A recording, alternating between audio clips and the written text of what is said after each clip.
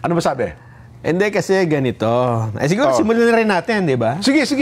Kasi nakita ko yung post ni Senador Kiko, parang nagdaramdam yata sa ating palatuntunan. Naglabas po kasi ng statement si Senador Kiko Pangilinan kagabi. Ayan, na nananawagan sa amin na maglabas ng public apology. Humingi ng paumanhin kay Sharon Cuneta. Dahil nasaktan daw po namin ng kanyang kalooban kahit siya ay nananahimik at wala kinalaman sa issue ng korupsyon. Ganun ba? Ito kasi yung episode natin nung Friday, Jen. Kung saan ay kasama natin si Senador Dante Marcoleta. Okay lang ba? Basahin ko na ng buo para at least sige. sa kabatiran po ng marami. Baka nakikinig siya sa radyo. Para mabigyan natin ng kanyang pahayag. Ito po, ang press release pala ito Pero nakapost din po ito sa page ni Senador Kiko Pangilinan. September 1, 2025, pahayag po ni Senador Kiko sa Net25. Sa management po ng Net25, tama ba na sa pagbati ko sa akin ng inyong mga anchor na sina Nelson Lubaw at Jen Subarjaga present sa programang Saganang Mamamayan kung saan naging guest ninyo si Senador Dante Marcoleta. Hindi po siya guest, host po siya ng programang ito. Regular guest po siya at every Friday po ay narito. Ay dinawit ninyo ang aking may bahay na si Sharon na wala namang kinalaman sa usapin ng kurakot sa flood control? Grabe naman. Binastos ng programang ito si Sharon at sinaktan ninyo ang kanyang kalooban kahit na nananahimik siya at walang kinalaman sa isyu ng korupsyon. Ito ba ay upang mapag-usapan at dumami ang inyong viewers?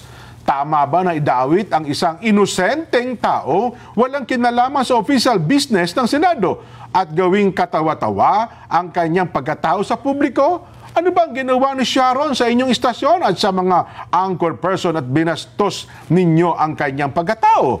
Hindi ganito ang mga professional na broadcaster. Your anchors disrespect Sharon, insulted her, and wounded her feelings by dragging her in this issue. She deserves a public apology from Net25 and your anchor persons. Huwag ninyong idawit ang mga inosente at binabastos, lalo na ang mga asawa ng mga senador na wala namang kinalaman sa mga usapin sa Senado. Ayun. Hindi na po natin bibigyan ng komento yung kanyang pahayag. It will remain as it is. Hayaan na ho natin ang ating mga nanonood ang magtaya. Kung yung sinasabi niya ay totoo o hindi, pero nabastos nga ba natin? Hindi na natin bigyan ng komento. Ano ba ang nangyari nung Friday? Panoorin na lang po ninyo yung part na yon. Sige. Ito po yun. Ang mandate ng Senate Blue Ribbon Committee ay talaga namang mag-imbestiga. Si Senador Kiko Basan ay miyembro po ba ng Blue Ribbon Committee? Nag-apply siya. Nag-apply, nag-presenta yung kanyang sarili, isama. Karaniwan kasi, susulat siya. Opo. Kung pwede sana, maging miyembro ako ng committee mo. Okay. Pinayagan ko. Okay. So, technically, miyembro siya ng Blue Ribbon Committee. Oo. So, ano po ang gusto niya palabasin dito? Miyembro pala siya ng Blue Ribbon Committee, nagsusuwestiyon siya ngayon ng isang... Anong tanong mo? Anong gusto niya nga mo? Anong gusto niya palabasin dito? Di ba? Hindi mo alam kung anong gusto niya palabasin? Hindi, kasi miyembro siya, tapos nagsasuggest siya ng bumuo pa ng isang bukod na grupo na mag-iimbestiga. Same subject matter. Ano po gusto niya palabasin dito? Iniinsulto niya ako. Kung ganyan, Sen, kung halimbawa ako, hindi naman ako miyembro ng Blue Ribbon Committee bilang isang mamamayan, pwede ka bang sabihin sa kanya na, Senador Kiko, baka pwedeng bumitaw ka na sa Blue Ribbon Committee? Kasi kung chairman kayo... Parang inaamin niya na hindi niya kaya Tsaka wala siyang tiwala sa committee. Hindi, manawagan ka. Baka nakikinig siya. Baka nakikinig po kayo, Madam Sharon Cuneta. Pakikausap nyo naman po si Senador Kiko Pangilinan. Baka po pwede mapakiusapan mo, bakit mo naman meminosen yung Blue Ribbon Committee sa pangunguna po ni Chairman Rodante Marcoleta, nabubuo pa ng isang komite, baka pwede yung sabihin nyo, magbitaw ka na lang dyan sa Blue Ribbon Committee, umalis ka dyan, para hindi naman hindi nakakasira, nakaka-insulto. Ayan. Yan po yung part na nakasakit, sabi ng senador, sa kanyang asawa. Sapagkat alam mo naman, tayo ay mataas ang pagrespeto na. Alam ba, Nelson, ako'y miyembro ko ng Sharon yan. Hindi ako naniniwala. Di, batang pasay Hindi ako. ako naniniwala hanggang hindi mo kakantahin yung bituing walang ningning. Pati yung gusto mo, yung Mr. DJ pa eh. Sige. Alin doon? Mr. DJ and I make a ring. Lahat na. Ako batang Pasay ako. Hanggang ngayon, Sabagay. bumoboto ako ng Pasay. Ako naman ang gusto ko yun. Kaya ako yung Sharonian High ako. school life, balang high school life. Hindi ako nagpepresenta bilang Bilmanian o Noranian. Hindi. Ang batch namin, ako po ay Sharonian. Pero ito kaya kung sasabihin kung kami ay babastusin natin wala po sa hinagap namin. Pero hindi po pwede. wag na nating argumento. Yes po. Regardless na binastos o hindi, may nasaktan dyan eh. Tama. Alam mo tayo, ayaw natin yung nakakasakit ng kapwa. Ako nga, hindi ako nakatulog kagabi, hindi ako nakapag-programa kaninang umaga, napuyat ako kasi ayoko dyan yung may nasasaktan.